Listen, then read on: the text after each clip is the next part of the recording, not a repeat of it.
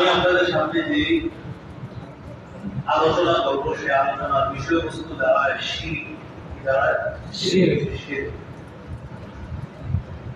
ভূমিকায় কয়েকটি কথা জানবো, এরপর পুরো আলোচনায় যাবো। আমরা শিরক শব্দের অর্থ হলো অংশ,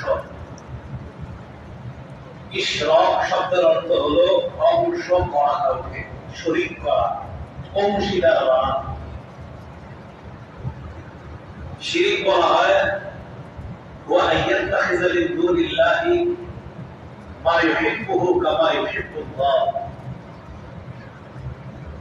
আল্লাহর পরিবর্তে অন্য কাউকে এমন উপাস্য হিসেবে গ্রহণ করা, সে আল্লাহকে যেমন ভালোবাসে ওই উপাস্যকেও তেমন ভালোবাসে, এটাকে বলা হয় শিরক। শিরক প্রথমত দুই প্রকার, বড় শিরক, ছোট শিরক। বড় শিরক তিন প্রকার। এক নাম্বার শিরকু ফিল রুবুবিয়্যাহ, আল্লাহ তাআলা রব, এই রবের মধ্যে কেউ অংশীদারিত্ব সাব্যস্ত করা, এটা শিরক। সূরা নাজিয়াতের 24 নম্বর আয়াতে ফেরাউনের বক্তব্য আল্লাহ তাআলা আমাদেরকে জানায় দেন, ফাকালা আনা রাব্বুকুমুল আ'লা। ফেরাউন বলল, আমি তোমাদের বড় খোদা, আমি তোমাদের বড় রব। অহংকারের সীমা এত বেড়ে গিয়েছিল, এক পর্যায়ে বলে ফেলেছে আমি তো তোমাদের বড় রব।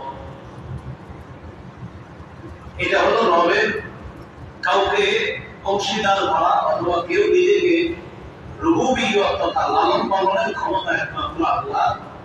আল্লাহর এই লালন পালনের ভুলে কেউ যদি নিজের বলে সে রব, নাউযুবিল্লাহ, এটাকে বলা হয় আশরিকু ফিল রুবুবিয়্যাহ। আশরিকু ফিল রুবুবিয়্যাহর আরেকটা সংজ্ঞা আছে, আল্লাহর রাজত্ব, ক্ষমতা, একচ্ছত্র ক্ষমতার মালিক আল্লাহ।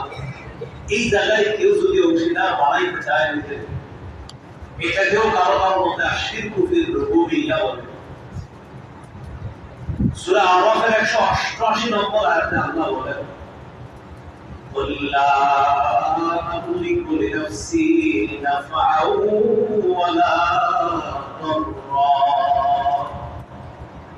তবে আপনি বলেন, আমি নিজের উপকার ক্ষতি করার ক্ষমতা রাখি না, ইল্লা মা শা আল্লাহ। আল্লাহ যতটুকু চান ততটুকুই আমার উপকার হবে, ততটুকুই আমার ক্ষতি হবে। আল্লাহ চাওয়া ছাড়া আমার উপকার হবে না, ক্ষতিও হবে না। এখানে চাওয়া হতে হবে আল্লাহ। নবী আপনি বলে দেন, ওয়ালাউ কুনতু আ'লামুল গায়বা লাস্তাকসারতু মিনাল খায়র।